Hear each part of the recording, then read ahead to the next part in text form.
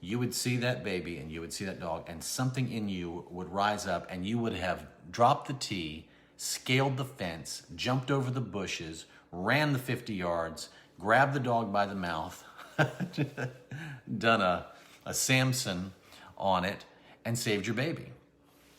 Like that, and you wouldn't have thought about it, wouldn't have taken a second thought about it. And there's something in that moment that I want you to capture when it comes to you and your home-based business. When the vision or what needs to be done is so clear, so urgent, so specific, so life and death necessary, that obstacles don't exist, you'll gladly scale the fence, you'll gladly go over and rescue your life, rescue your situation.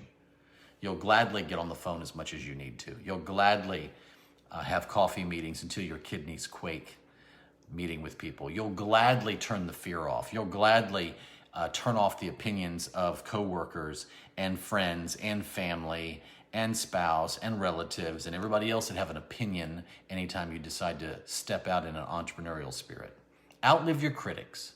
Get a nice big fat 5, 10, 15, I don't know, 20,000. I don't care how big it is. I say get it much bigger than that. Those are also exciting. There's nothing like a fat, juicy check just to shut everybody's mouth. And you don't do that because of that. But your success, actually, is the only thing that will give them hope that they also could be free as well. See, it's a mandate that you become successful. It's your duty. It's your obligation. It's not optional. It's for you. It's out there. The glass is half full, and you outlive your critics. Let the urgency of why you need your home-based business to deliver you. Remember, it's a catalyst. It's wind in your sail. Your job is to extend your sails, right? And turn the rudder and turn the sails and allow the wind to guide you. Never forget that your home-based business is not a destination necessarily. It can be a life career, that's great. But it's an engine. It's a propellant. It's a machine to drive you towards your goals. It's a machine to create time freedom so you can never miss a moment. I hear it all the time. Gabriel, I wish I had known about XYZ opportunity sooner. I wish I had engaged earlier. I wish somebody had told me that this was even an option out there. I missed every ball game. I missed this and that and the other. I missed. And that they name all of the regrets. See, regret is a terrible taskmaster. So I'm done, but make sure your why is front and center. Make sure nobody takes it out of your hands. Make sure it's so clear to you that obstacles do not exist.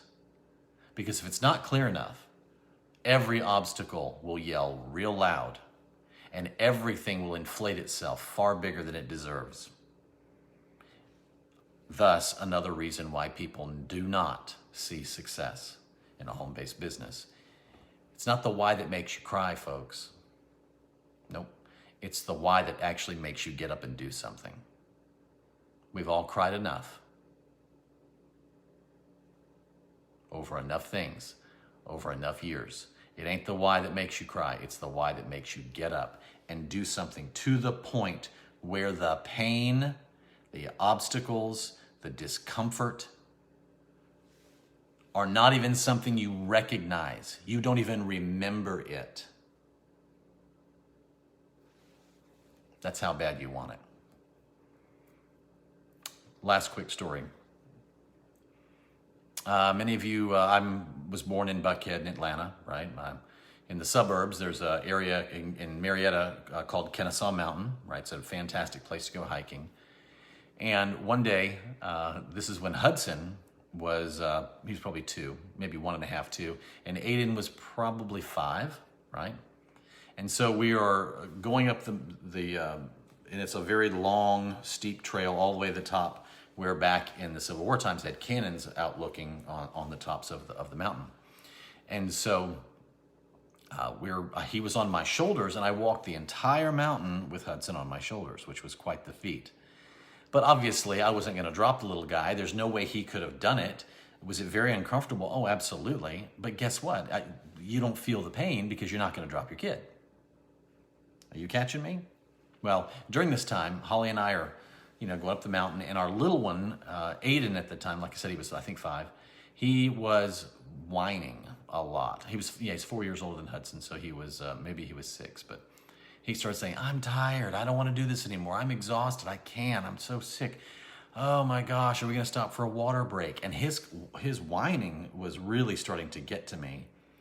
Like, this is making this entire hike miserable. Well, anyway, the story changed, and suddenly there's a dad and his son that's about Aiden's age, about 6, I guess, was coming. They were coming up behind us.